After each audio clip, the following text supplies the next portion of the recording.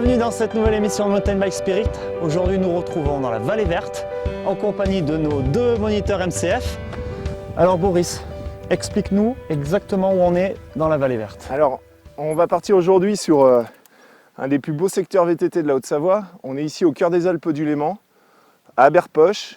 Et là, on va partir sur des terrains adaptés à tous avec du single, de l'alpage, des passages en forêt, magnifique sentier le long de la rivière, des passages à gué, tout ce qui se fait de mieux. Au niveau technique, Yannick?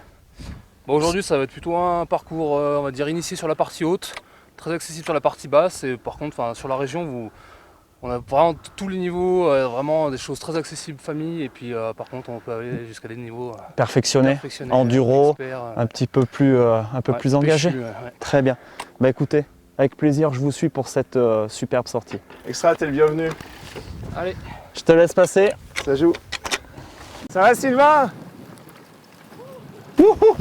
Voilà, c'est le paradis, hein. C'est même plus de la pelouse alpine, c'est de la moquette. Hein. Ouais, je viens de m'en apercevoir, ouais. Tu peux demander à Yannick, j'ai fait un beau slide. Ouais, je t'ai senti partir un peu à droite. Bon, là. en tout cas, les vaches, elles doivent être contentes ici. Hein. Voilà, c'est le bonheur là. Ah ouais. Ah, c'est température idéale, le sol est parfait. Je veux dire là, le départ, il te met pile poil en condition pour la suite. Quoi. Et la superbe vue à droite, encore une fois. Ah bah là, t'as tout Genève là. Hein. T'as tout Genève, tout le panorama.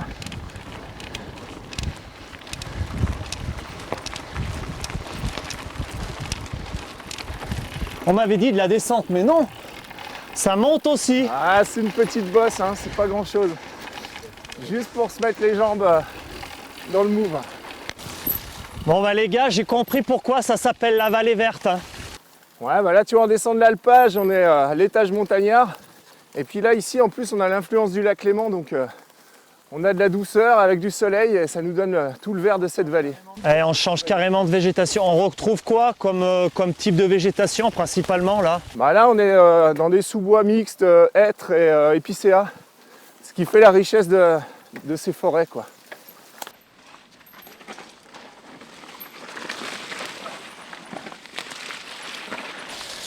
Donc là, après la verdure, c'est terrain un petit peu boueux, le bain de boue.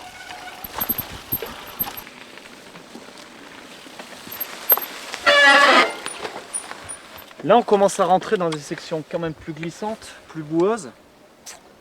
Donc là, il faut savoir tenir son guidon quand même. ouais, bah, d'où l'importance du réglage du poste de pilotage. Il faut vraiment que les commandes elles tombent sous les doigts. Il ne faut pas avoir à chercher le frein ou le changement de vitesse.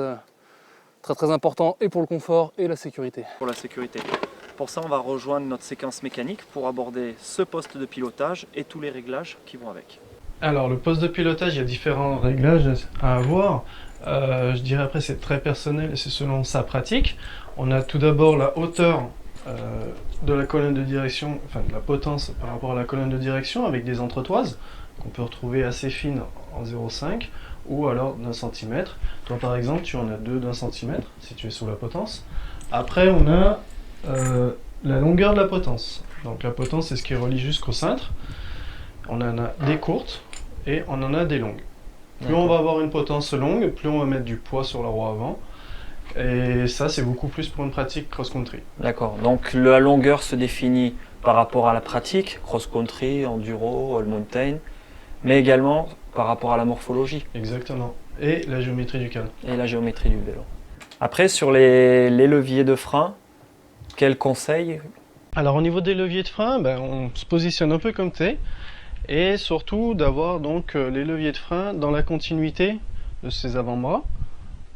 Après, pour soulager un petit peu au niveau des crampes qu'on pourrait avoir dans la longueur si on fait des longues randos ou si on fait des grandes sorties, relever un petit peu le levier de frein permet de soulager un petit peu les avant-bras. D'accord, ça casse pas trop le poignet, sans trop casser le poignet. Après, c'est souvent plus pour du all mountain ou de l'enduro. D'accord. La garde, c'est-à-dire la distance entre le levier et la poignée, donc on a toujours une garde qui est aussi très personnelle, mais disons que lorsque le levier arrive en parallèle avec le guidon, on optimise le freinage. Le décalage, Des leviers? Alors le décalage du levier par rapport à la poignée, ça va dépendre de si on freine à un doigt ou deux doigts. Ouais, effectivement, si j'ai un doigt, je vais dire que je l'éloigne. Si j'ai deux doigts, je vais forcément être obligé de la rapprocher. Sachant qu'on va dire que l'idéal, c'est quand même un doigt pour garder un peu plus la main fermée sur le cintre.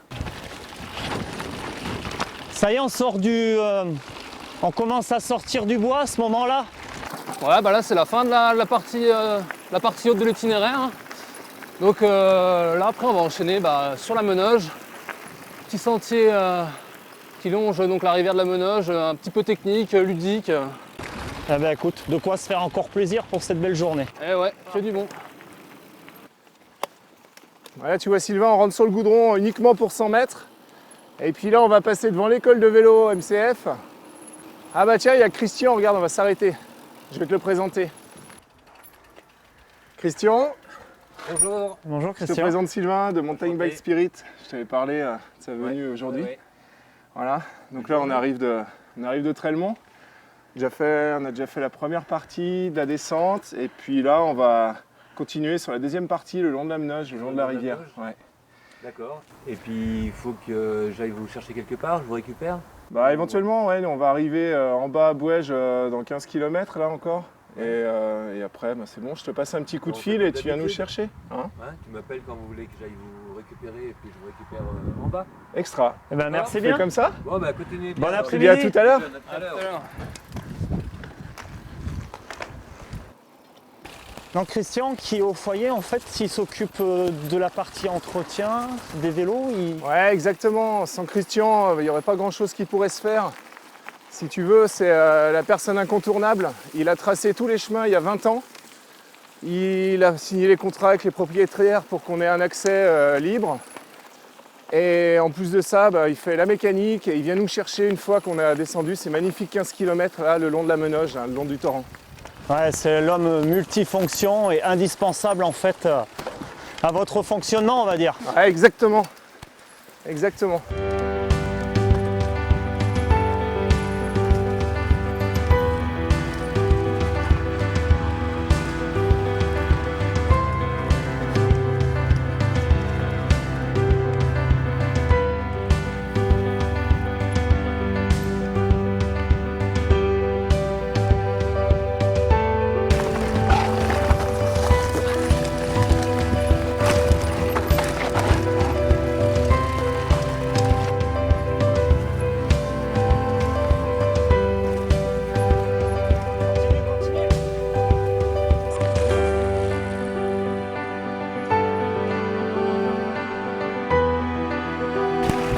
Ça s'appelle comment le lac Boris ici?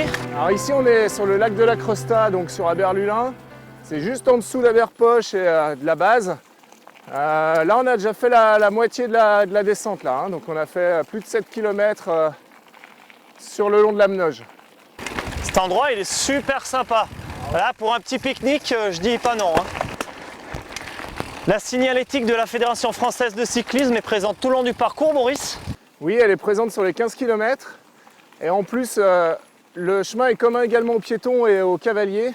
Et il faut dire qu'il y a une très très bonne entente entre les trois, hein. Alors petite passerelle, on descend à pied. Tu vois, avec la pierre qui est en dessous là, ça c'est le petit détail qui fait la différence. C'est ce qui fait que tu vois, on est... Bonne cohabitation entre Oh, piétons Exactement. et vététistes. Exactement. Je descends 5 mètres et du coup, l'entente est là pour tout le monde. Bon les gars, on m'a dit que vous aviez des jambes en mousse aujourd'hui, c'est vrai? Bah écoute, vas-y, fais-nous voir.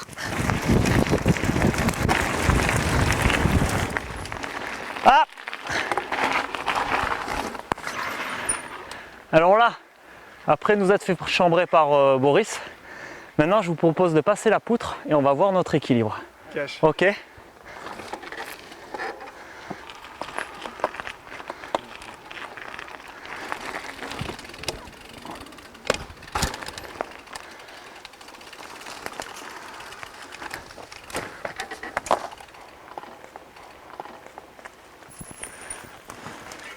Bon, là franchement, trop facile pour des moniteurs.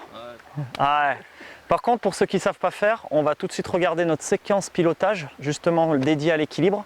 Et là, on va apprendre toutes les bases et les petits exercices qui font bien progresser. Savoir faire du vélo, c'est avant tout répondre aux déséquilibres. Alors sans perdre de temps, je vous propose de détailler les différents facteurs de l'équilibre. Les premiers facteurs de stabilité sont liés à la géométrie du VTT, avec notamment l'empattement, qui est la distance entre l'axe de la roue avant et l'axe de la roue arrière. Plus il est important, plus le vélo est stable, mais à contrario, plus difficile à manœuvrer. Ensuite, nous avons la chasse. C'est l'ouverture de l'angle de direction. Encore une fois, plus il est ouvert, plus le vélo est stable, mais beaucoup plus difficile à manœuvrer. Ensuite, nous avons les pneumatiques, avec comme élément la pression et la largeur. Pour la pression, une pression diminuée va permettre la stabilité, mais attention, diminue la maniabilité. Et encore une fois, la largeur, qui augmente la surface au sol, va permettre une meilleure stabilité.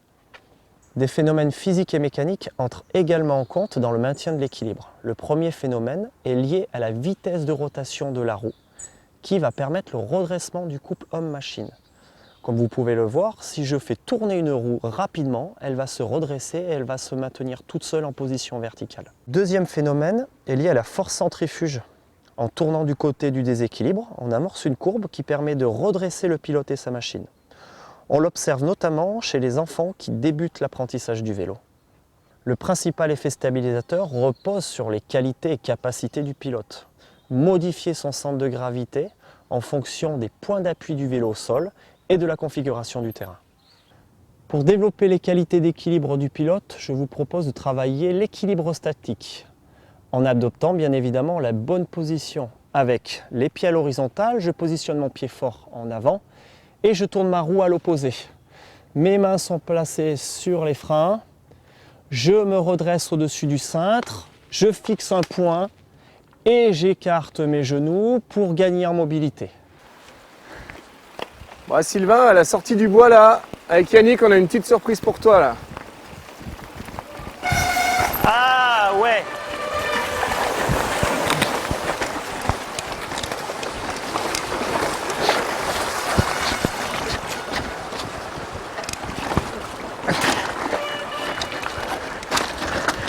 Et ben même pas je me suis mouillé les pieds.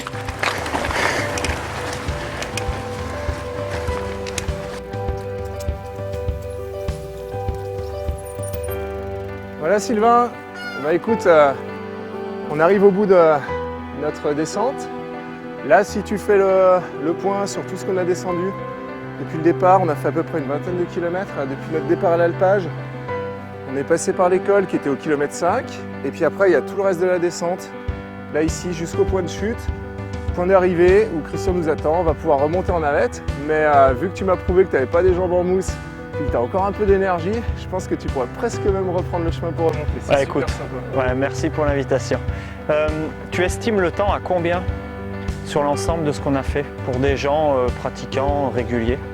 Pour des pratiquants réguliers, sur un format de 3 heures, 2h30, 3 heures, ça se fait vraiment bien. Super. Bon, bah écoute, on va rejoindre Christian. Pas de problème. Bon, en tout cas, les garçons, merci pour cette super journée.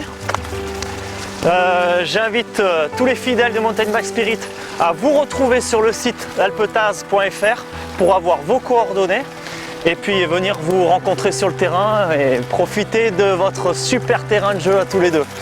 Ciao les gars, à la prochaine. Ciao Sylvain. À la prochaine. Merci pour tout. T'es le bienvenu, tu reviens quand tu veux.